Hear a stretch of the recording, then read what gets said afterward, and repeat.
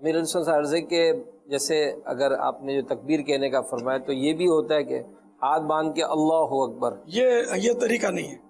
ہاتھ اٹھا لیے، اب الف کا الف شروع ہوا، اللہ اکبر، یہ را جو ہے نا یہ باندھ دیا اور پورا ہو گیا. یہ سب پریکٹس کرنی پڑے گی.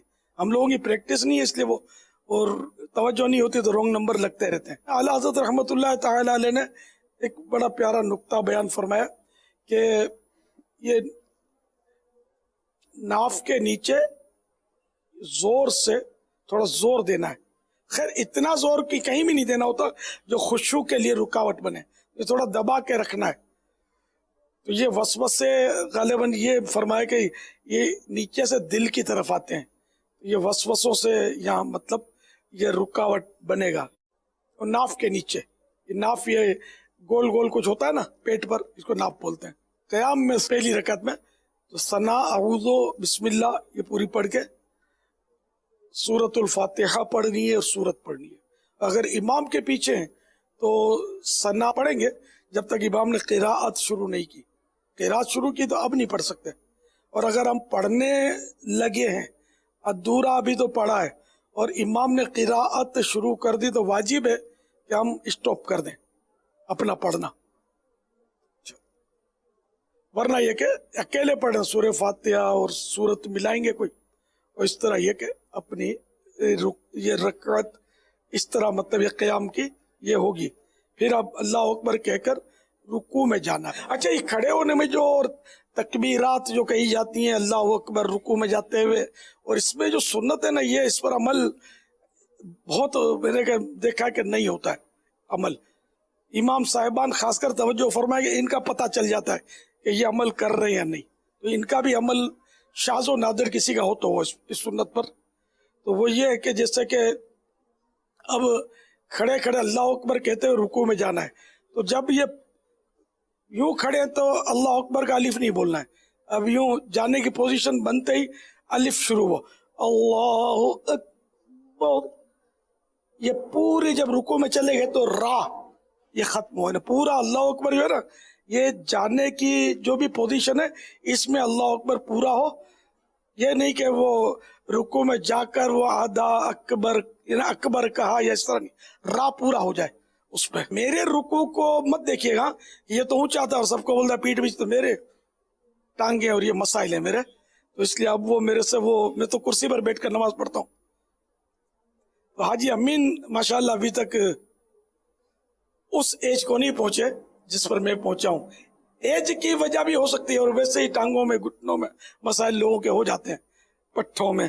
اللہ شفا دے، دعا فرمائے کہ میں پھر زمین پر باقاعدہ سجدہ کر کے آپ کو دکھا دوں.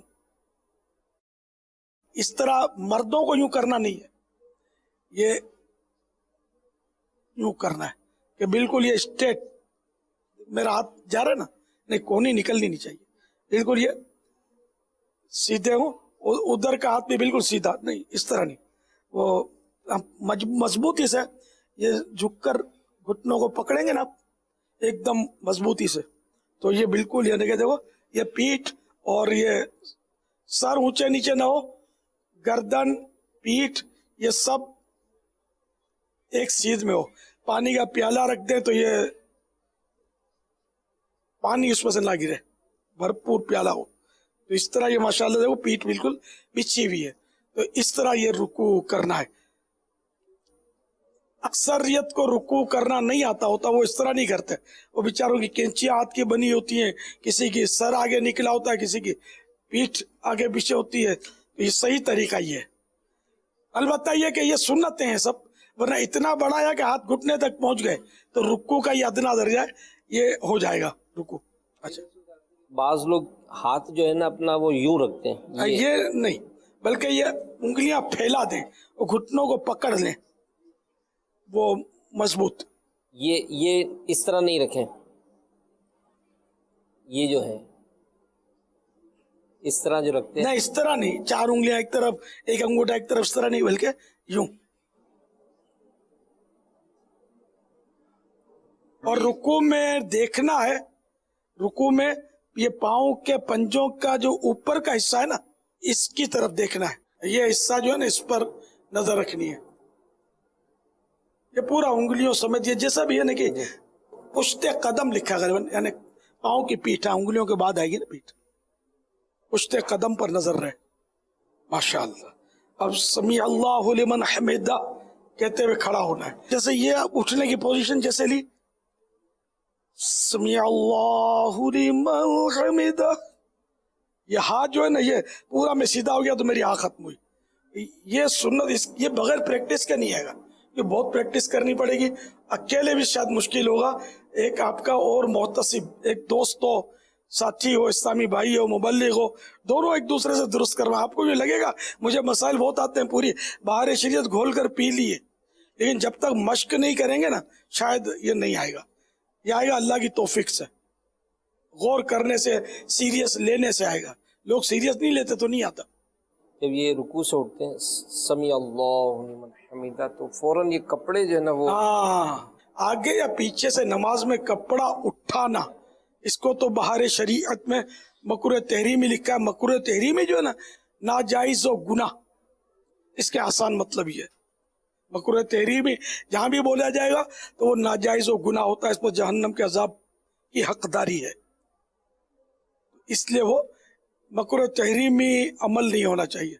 तो आगे से कपड़े उठाते, सजदे में जाते हुए यूं उठाते हैं कपड़े, चाहे एक हाथ से उठाया चाहे दो हाथ से उठाया, मकरूह तहरीमी हो जाएगा।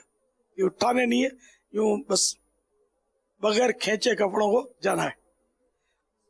हम जब उठते हैं तो बाद औकात ये बिल्कुल सर भी ऊपर, आंखें भी ऊपर, हाँ। ये नहीं सब नॉर्मल हो। समी अल्लाहु लिमन हमिदा कहकर खड़े होंगे, वाजिब है सीधा खड़ा होना।